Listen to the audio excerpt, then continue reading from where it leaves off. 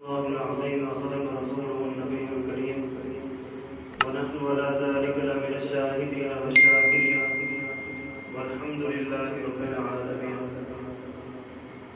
اللهم صل على محمد وعلى آل محمد كما صليت على إبراهيم وعلى آل إبراهيم إنك حميد مجيد.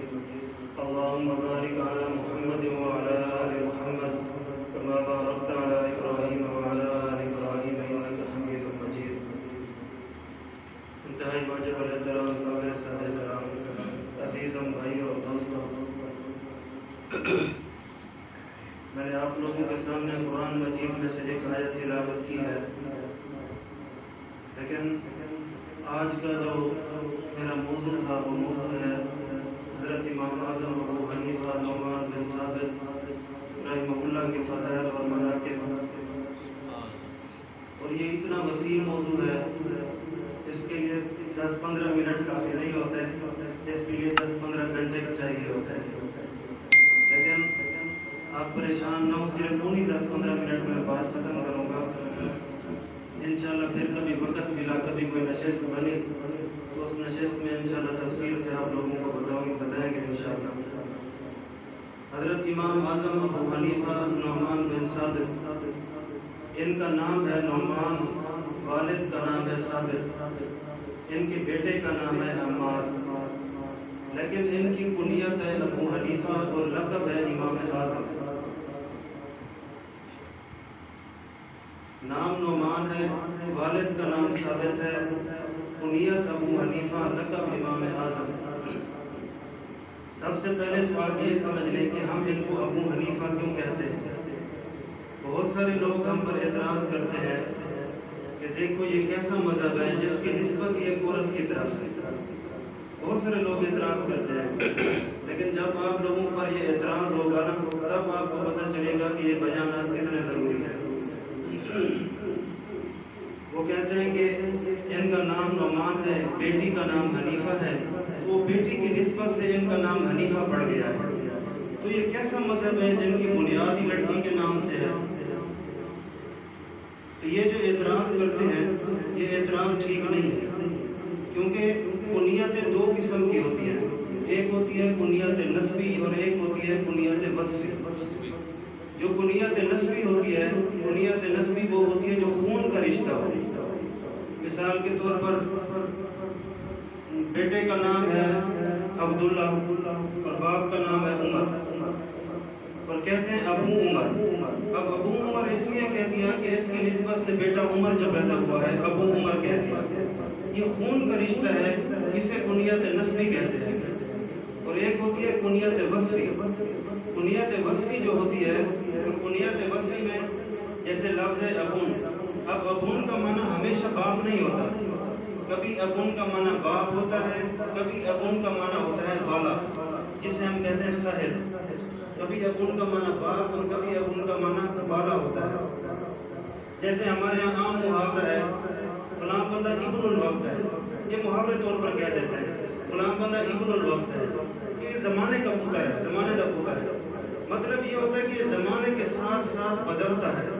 اب اس کا یہ مطلب تو نہیں ہوتا کہ اس کی والدہ نے وقت کے ساتھ نکاح کیا ہوا ہے، کوئی شوہر ہے ہی نہیں. اسے ابن الوقت اس لیے کہتے ہیں کہ وہ زمانے کے ساتھ ساتھ بدلتا رہتا ہے. اسی طرح امن، یہ امن کا معنی ہمیشہ ماں نہیں ہوتا، کبھی امن کا معنی ماں ہوتا ہے، کبھی امن کا معنی خلاصہ ہوتا ہے جیسے ہن ام کتاب، اور کبھی امن کا معنی ہوتا ہے ٹھکانہ جیسے امہ حاویہ، اور کبھی امن کا معنی اصل ہوتا ہے، ماں ہوتا ہے جیسے امہ صدیقہ. یہ تینوں قرآن مجید میں ہیں.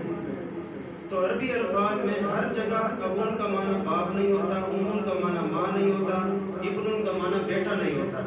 یہ وصف بدلتے رہتے ہیں. لیکن امام ابو حنیفہ کو حنیفہ کیوں کہتے ہیں؟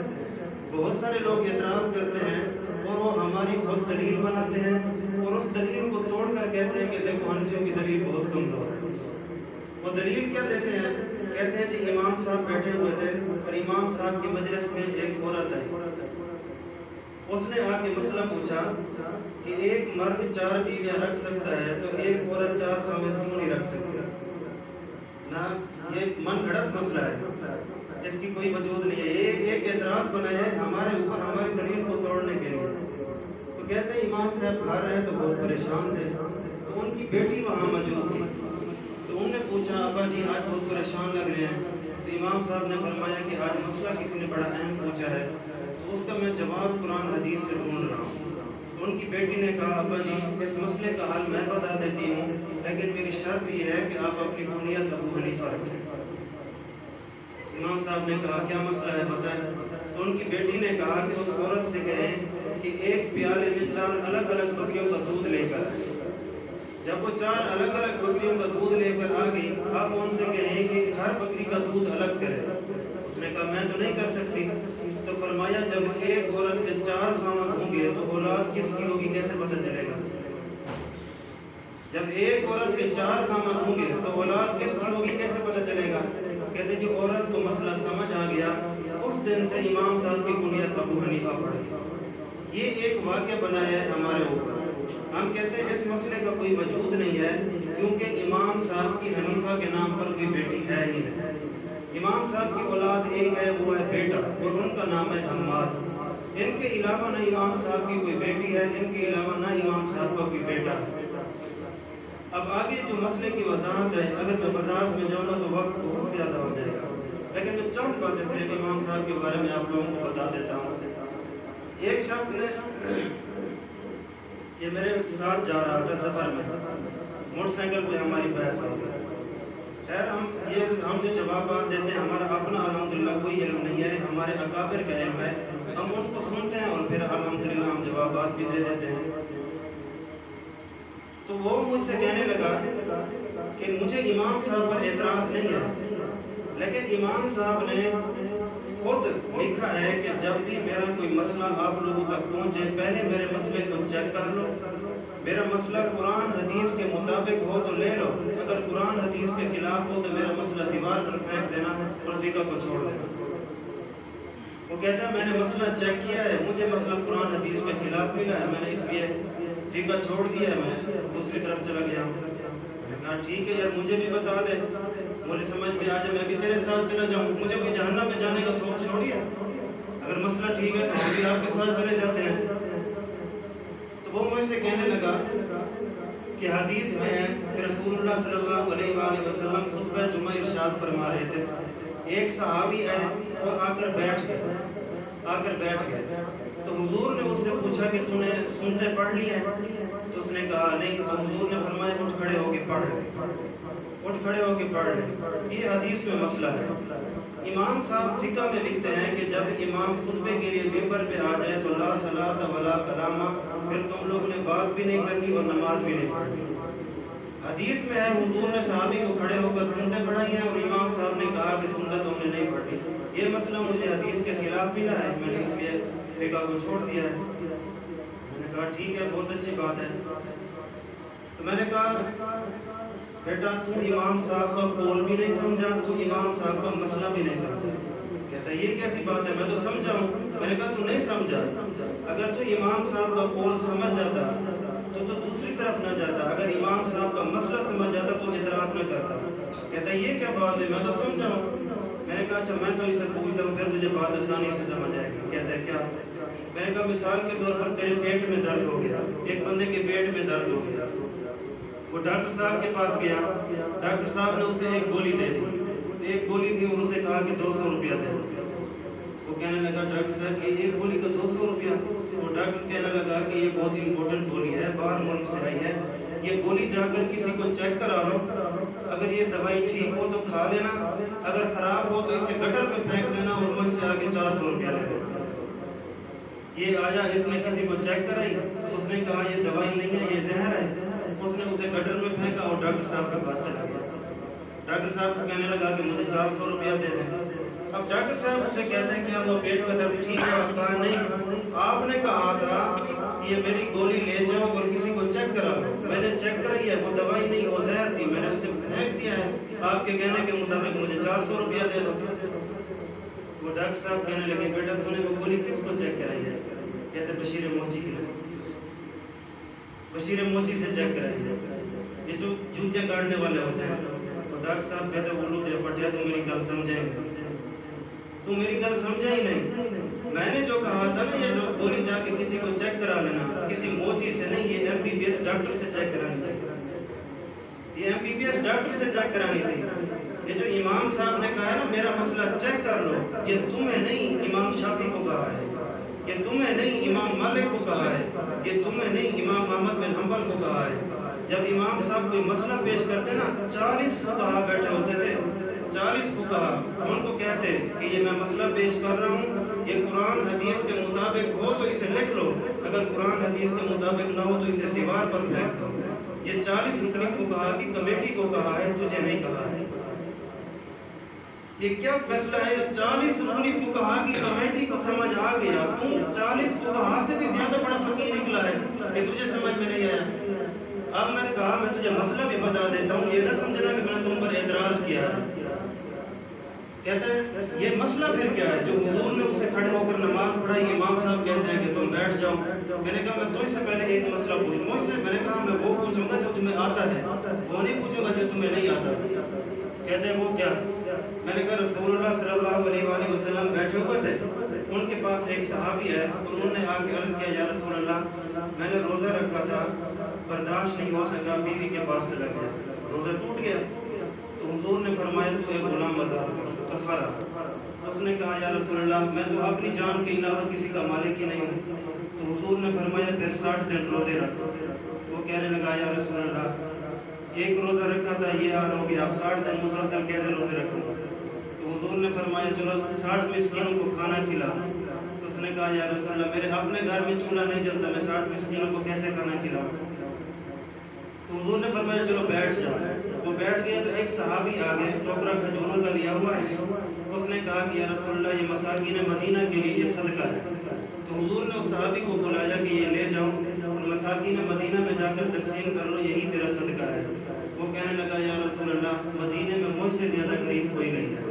تو حضور نے فرمایا چلو تو یہ خود کھا لے، یہی تیرا کفارہ ہے، تو خود کھا لے، یہی تیرا کفارہ ہے. میں نے کہا یہ حدیث ہے؟ کہتا ہے جی ہے. میں نے کہا ایک بندہ آج کے دور میں کوئی روزہ رکھے اور بیوی کے پاس چلا جائے اور آ جائے مفتی صاحب کے پاس کہ میں نے روزہ رکھا تھا اور بیوی کے پاس چلا گیا، تو مفتی صاحب کہتے ہیں لاؤ بھی جوتا ہے، لاؤ جوتا ہے. اب آپ کہیں گے کہ حضور تو کھجوریں کھلاتے ہیں اور آپ جوتے کھلا رہے ہو گیا مسئلہ حدیث کے خلاف. کہتے ہیں نہیں. میں نے کہا کیوں نہیں؟ کہتے ہیں جی وہ اس صحابی کی خصوصیت تھی.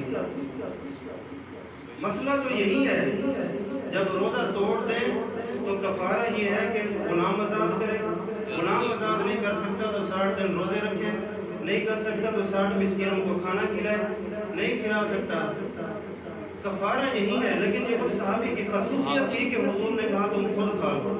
میں نے کہا چلو ٹھیک ہے. ایک اور مسئلہ ہے، رسول اللہ صلی اللہ علیہ وسلم ایک یہودی کے ساتھ بحث تکرار ہو رہی ہے. حضور کہہ رہے ہیں تو نے گھوڑا بیچا ہے اور یہودی کہہ رہے ہیں نہیں میں نے نہیں بیچا. یہ بحث چل رہی تھی کہ اتنا بھی حضرت خزیمہ رضی اللہ تعالیٰ عنہ آ گئے. انہوں نے آ کے عرض کیا یا رسول اللہ میں گواہی دیتا ہوں یہودی نے گھوڑا بیچا ہے اور آپ نے خریدا ہے. حضور فرمانے لگے خزیمہ جب کوئی جگہ کوئی بات ہوتی ہے وہاں اس بندے کا موجود ہونا ضروری ہوتا ہے، تو وہاں موجود تھا ہی نہیں، تو کیسے گواہی دیتا ہے؟ حضرت خزیمہ کہنے لگے یا رسول اللہ آپ کہتے ہیں جبرائیل آئے تھے اور چلے گئے، ہم نے تو کبھی نہیں دیکھا، پھر بھی یقین کر لیا. آپ کہتے ہیں اللہ ہے، ہم نے کبھی نہیں دیکھا، ہم پھر نے بھی یقین کر لیا. آپ کہتے ہیں جنت بھی ہے جہنم بھی ہے، ہم نے کبھی نہیں دیکھی، پھر بھی یقین کر لیا. جب آپ کی اتنی باتوں پر ہم نے یقین کر لیا تو گھوڑے کا بیچنا اور خریدنے پر یقین نہیں کر سکتے؟ تو حضور نے فرمایا مدعی کے لیے 2 گواہ ہونا شرط ہے، لیکن خزیمہ ایک آ جائے تو 2 کے برابر ہے، 2 کے برابر ہے. اب میں آپ سے مسئلہ پوچھتا ہوں، عدالت لگی ہو آج کے دور میں اور گواہ چیکر ہو اور عدالت میں آ کر کہے کہ میں گواہی دیتا ہوں اور جج کہے کہ دوسرا گواہ لاؤ، تو نے گواہی دے دی. اب تو کہتا ہے نہیں میں اکیلا ہی کافی ہوں. کیوں؟ کیونکہ میں گواہی دیتا ہوں کہ یہودی نے گھوڑا بیچا تھا اور حضور نے خریدا تھا. تو جج کہے گا پھر کیا ہوا، دوسرا گواہ لاؤ گے.